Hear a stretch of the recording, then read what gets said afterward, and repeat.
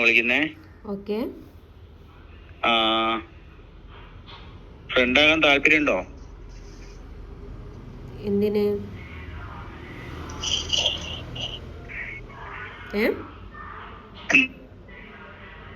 Hello hello. ഞാൻ എവിടെയെങ്കിലും social മീഡിയയിൽ നമ്പർ കൊടുത്തിട്ടുണ്ടോ? എനിക്ക് ഫ്രണ്ട് ആവാൻ താല്പര്യമുണ്ട്, എന്നെ കോണ്ടാക്ട് ചെയ്യൂ എന്ന് പറഞ്ഞിട്ട്. അല്ല, എനിക്കൊരു ഫ്രണ്ട് ആക്കാൻ തോന്നി, അതുകൊണ്ട് ഞാൻ ചോദിച്ചെന്നേ ഉള്ളൂ. നിങ്ങൾക്ക് തോന്നില്ല, അങ്ങനെ പലതും തോന്നും. ഞാൻ ചോദിച്ചതിനുള്ള ഉത്തരം നിങ്ങൾ തന്നാൽ മതി. ഞാൻ എവിടെയെങ്കിലും എനിക്കൊരു സുഹൃത്തിനെ വേണം എന്ന് പറഞ്ഞിട്ട് എവിടെയെങ്കിലും എൻ്റെ നമ്പർ കൊടുത്തിട്ടുണ്ടോ? ഇല്ല ഇല്ല ഇല്ല. പിന്നെ എന്തുകൊണ്ട് എന്നെ വിളിച്ചു? അല്ല, എനിക്ക് അങ്ങനെ ഫ്രണ്ടും കാര്യങ്ങളൊന്നും ഇല്ല. അപ്പൊ നിങ്ങൾക്ക് ഫ്രണ്ട് ഇല്ലാന്ന് വിചാരിച്ചിട്ട് ഞാനും നിങ്ങൾക്ക് ഫ്രണ്ട് ആവണം എന്ന് നിർബന്ധമുണ്ടോ? ഒരിക്കലും ഇല്ല. പിന്നെ ഞാൻ തുറന്ന് പറഞ്ഞു, ചോദിച്ചതേ ഉള്ളൂ കേട്ടോ. ഞാൻ ചോദിച്ചെന്നേ ഉള്ളൂ, പറഞ്ഞെന്നേ ഉള്ളൂ. നിങ്ങൾക്ക് ഫ്രണ്ട് ആവാൻ ആരും ഫ്രണ്ട് ഇല്ലെങ്കിൽ നിങ്ങളൊരു കാര്യം ചെയ്യൂ. നിങ്ങൾക്ക് പറ്റിയ ലോകത്തിലെ ഏറ്റവും നല്ലൊരു ഫ്രണ്ടിനെ പറ്റി ഞാൻ പറഞ്ഞു തരാം. ചെയ്യോ? എന്തോ? നിങ്ങൾക്ക് ആരും ഫ്രണ്ട് ഇല്ല എന്ന് പറഞ്ഞല്ലോ. അതെ. നിങ്ങൾക്ക് പറ്റിയ നല്ലൊരു ഫ്രണ്ടിനെ ഞാൻ പറഞ്ഞു തരാം. നിങ്ങൾക്ക് ചെയ്യാൻ പറ്റുമോ? പറയൂ. നിങ്ങളുടെ വീട്ടിൽ അമ്മയുണ്ടോ? നിങ്ങളുടെ വീട്ടിൽ അമ്മയുണ്ടോ?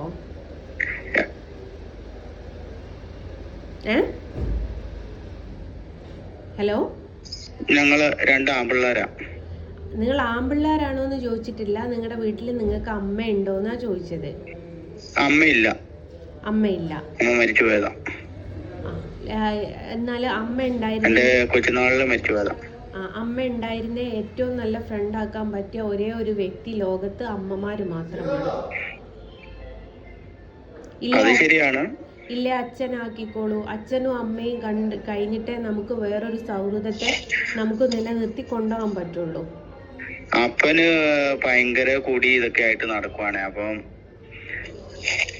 നമ്മളെ നേർവഴിക്ക് നടത്താനൊന്നും ഒരാളും ഇല്ലായിരുന്നു.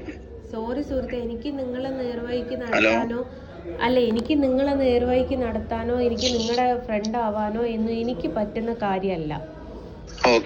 നിങ്ങളൊരു കാര്യം ചെയ്യും, നിങ്ങളൊരു വിവാഹം കഴിച്ചു, നിങ്ങളൊരു ഭാര്യയെ കൂട്ടിക്കൊണ്ടുവരൂ, അവളെ ഫ്രണ്ട് ആക്കിക്കോളൂ. ജോലിക്കാർക്ക് എന്തോന്നു ആൾക്കാരെ എങ്ങനെ? ജോലി സുഹൃത്തെ, ആദ്യം റേഞ്ച് കൂലിപ്പണിക്കാ പോകും. സാധാരണ ജോലിക്കാർക്ക് ഈ നാട്ടിൽ പെണ്ണ് കിട്ടാനില്ല. അപ്പൊ പിന്നെ നമ്മള് കൂലിപ്പണിക്ക് പോകുന്ന ആൾക്കാർക്ക് പെണ്ണ് കിട്ടുമോ? ഈ സാധാരണക്കാർക്ക് പെണ്ണ് കിട്ടുന്നില്ല എന്ന് നിങ്ങളുടെ ചിന്താഗതിയല്ലേ? നിങ്ങളുടെ സ്വഭാവവും നിങ്ങളുടെ ചുറ്റുപാടും നല്ലതാണെങ്കിൽ ആരും തരും പെണ്ണ്. ഞാന് കള്ളും കുടിക്കൂല, വലിയില്ല, മുറുക്കില്ല, അങ്ങനത്തെ ദുശീലങ്ങളൊന്നുമില്ല. ഞാൻ അങ്ങനെ അങ്ങാടിയില് കറങ്ങി നടക്കുന്ന ആളുമല്ല. അപ്പം ഞാൻ കാട് വെട്ടാനാ പൊക്കോണ്ടിരിക്കുന്നേ. അപ്പൊ ഞാൻ 2-3 പെൺകുട്ടികളെ പോയി കണ്ടു, എന്റെ ഫ്രണ്ടൊക്കെ പറഞ്ഞിട്ട്. അപ്പൊ അവര് പറയുന്ന എന്താ പറയാ, ജോലിക്കാരെ നോക്കുന്നുള്ളൂ. അപ്പൊ നിങ്ങൾ നിങ്ങളുടെ ജോലി മാറ്റണം. നിങ്ങൾക്ക് വേറെ എന്തൊക്കെ ജോലിയുണ്ട് ഈ ലോകത്ത്? ഈ കാട് വെട്ടുക എന്ന് പറയുന്നത് മാത്രമല്ലല്ലോ ജോലി ഉള്ളത്. വേറെ എന്തൊക്കെ ജോലിയുണ്ട്? വേറെ എന്തെങ്കിലും ജോലിക്ക് ഞാൻ 10 വരെ പോയിട്ടുള്ളൂ. 10 എന്ന് പറയണ്ട, ഞാൻ 9ാം ക്ലാസ് വരെ പോയിട്ടുള്ളൂ. നിങ്ങൾ ഏതെങ്കിലും ഒരു ഷോപ്പിൽ ഒരു സെയിൽസ്മാൻ ആയിട്ട് നിൽക്കുക. അപ്പൊ ഈ കാട് വെട്ടാൻ പോകുന്നു എന്ന് പറയുന്നതിനുള്ള ഉത്തരായില്ലേ? വേറെ ജോലി മാറ്റിയാൽ നിങ്ങൾക്ക് പെണ്ണിനെ കിട്ടുമല്ലോ.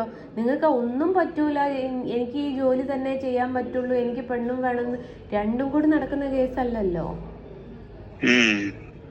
നിങ്ങളുടെ ജോലി മാറ്റിയിട്ട് നിങ്ങളുടേതായിട്ടുള്ള ചുറ്റുപാടുകൾ മാറ്റിയിട്ട് കാലത്തിനനുസരിച്ച് കോലം മാറണമെന്ന് കേട്ടിട്ടുണ്ടോ? അതേപോലെ നിങ്ങൾ മാറിയിട്ട് നിങ്ങളൊരു കല്യാണം കഴിച്ച് അവരെ സുഹൃത്താക്കുന്നതിനെക്കാട്ടിലും നിങ്ങൾക്ക് ഒരു സൗഹൃദത്തെക്കാട്ടിലും വലുത് വേറൊരു മനുഷ്യരും ഉണ്ടാവൂല. അത് ആരും ഉണ്ടാവൂല. കേട്ടോ? എനിക്ക് 10-33 വയസ്സായി. എനിക്കും 10-33 വയസ്സായി. ഈ 33 എന്ന് പറയുന്നതൊന്നും ഒരു വയസ്സൊന്നും അല്ല. പണ്ടത്തെ കാലത്തായിരുന്നു 33 എന്നൊക്കെ പറയുന്ന വലിയ എന്തോ വയസ്സ്. ഇപ്പോഴത്തെ കാലത്ത് 33 വയസ്സെന്ന് പറയുന്നത് ഒരു വയസ്സേ അല്ല. പിന്നെ അതോടുകൂടി പെണ്ണ് കാണൽ അവിടെ നിന്നു.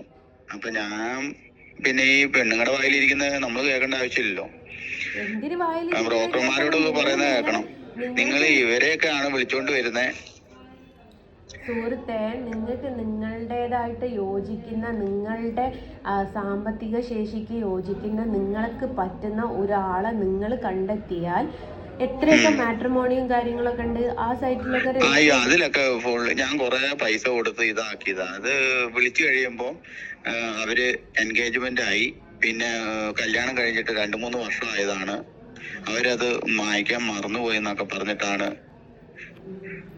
2-3 മാട്രിമോണിയൽ ഇതിലൊക്കെ കൊടുത്ത ഞാന് 4,500 രൂപ വീതം മേടിച്ചു. കിട്ടട്ടെ എന്ന് എനിക്ക് ആശംസിക്കാൻ മാത്രമേ പറ്റുള്ളൂ. എനിക്ക് ഏതായാലും ഞാൻ പുതിയ സൗഹൃദങ്ങളോ അല്ലെ പഴയ സൗഹൃദങ്ങളോ ഒന്നും മുന്നോട്ട് കൊണ്ടുപോകാൻ തീരുമാനിച്ച ആൾക്കാരല്ല.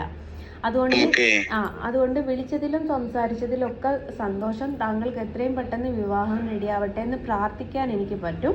വിവാഹം റെഡിയാവുകയാണെങ്കിൽ എന്നെ വിളിച്ചോളൂ. എനിക്ക് പറ്റുകയാണെങ്കിൽ ഞാൻ വന്ന് കാണുന്നുണ്ട്. ഓ ആയിക്കോട്ടെ. ശരി. എന്നാ ശരി ചേട്ടാ.